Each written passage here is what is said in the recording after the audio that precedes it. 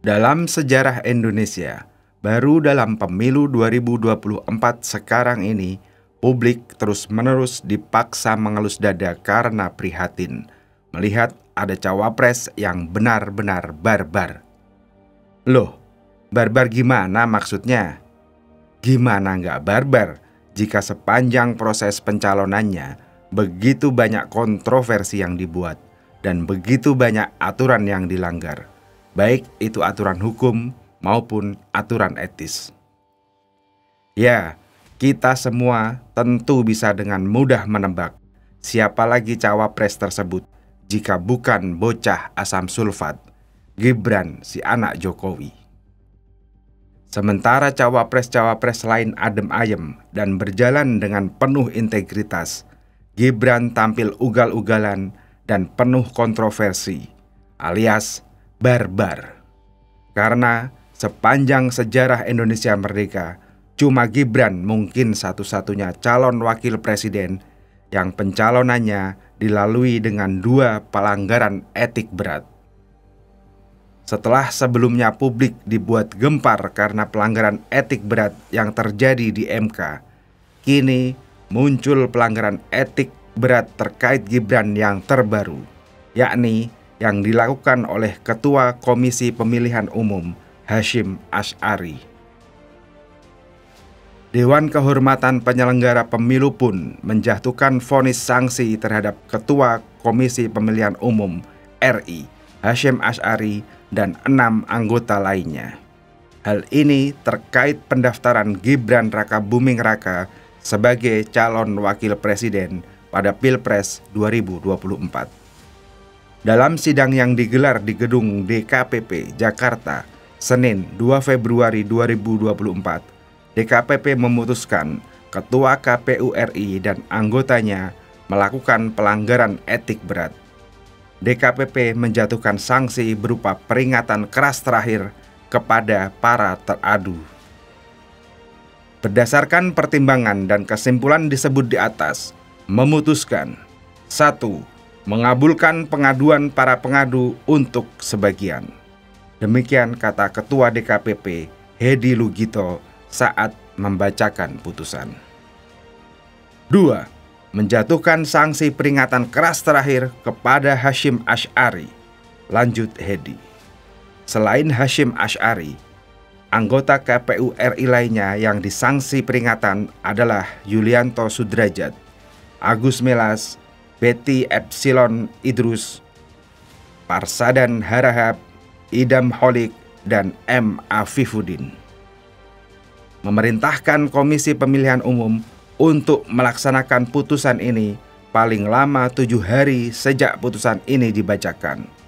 Memerintahkan Badan Pengawas Pemilu untuk mengawasi pelaksanaan putusan ini. Demikian ungkap Hedi. Sebagai tambahan informasi, Ketua KPU RI Hasyim Asy'ari bersama 6 anggota lainnya diadukan oleh Demas Brian Wicaksono, Imam Munandar B, PH Haryanto, dan Rumondang Damanik. Sementara itu, kuasa hukum pelapor nomor perkara 135, Sunandiantoro, mengaku kecewa karena Ketua KPU RI dan 6 anggota lainnya hanya dijatuhi sanksi peringatan. Menurutnya, teradu Hasyim Asy'ari harusnya dicopot dari jabatannya sebagaimana perkara di Mahkamah Konstitusi beberapa waktu yang lalu. Alasan Sunandiantoro, Ketua KPU RI, terbukti melanggar kode etik berat atas penerimaan pendaftaran Gibran Rakabuming Raka sebagai cawapres. Bahkan, ia menilai pendaftaran Gibran itu cacat hukum dan etik.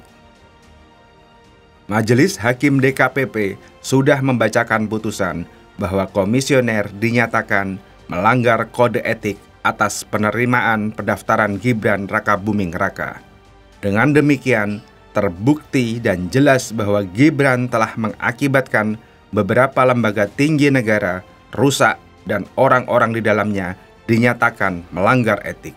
Demikian kata Sunandiantoro. Pengacara asal Banyuwangi ini menambahkan, berdasarkan Undang-Undang Pemilu Nomor 7 Tahun 2017 dan Peraturan DKPP, Seharusnya komisioner KPU diberhentikan secara tidak hormat. Hal tersebut telah dinyatakan dalam Undang-Undang Pemilu Nomor 7 Tahun 2017 Pasal 37 ayat huruf B, bahwa anggota KPU, KPU Provinsi, KPU Kabupaten atau Kota diberhentikan dengan tidak hormat apabila melanggar sumpah atau janji jabatan dan atau kode etik. Sebelumnya, kata Sunandiantoro, Ketua MK, juga dinyatakan melanggar etik dan dicopot dari jabatannya. Kini, meskipun komisioner KPU dinyatakan melanggar kode etik, namun DKPP hanya memberikan sanksi peringatan keras. Menurutnya, seharusnya komisioner KPU diberhentikan dari jabatannya karena sebelumnya sudah mendapatkan peringatan keras. Jika KPU tidak segera memperbaiki diri, maka akan menjadi presiden buruk. Kita tahu, seharusnya pasangan Prabowo Gibran dinyatakan tidak memenuhi syarat dan dinyatakan ditolak sebagai peserta Pilpres 2024.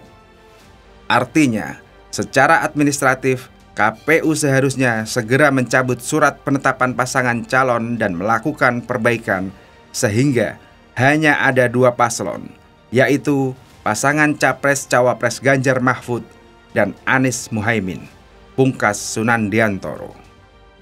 Dari kejadian terbaru terkait pelanggaran etik berat yang dilakukan Ketua KPU tersebut, kita mungkin bertanya, apa jadinya jika bangsa sebesar Indonesia dipimpin oleh capres yang pernah melakukan pelanggaran HAM berat namun belum diproses hukum seperti Prabowo, dan oleh seorang cawapres barbar yang melanggar aturan-aturan hukum dan etik seperti Gibran?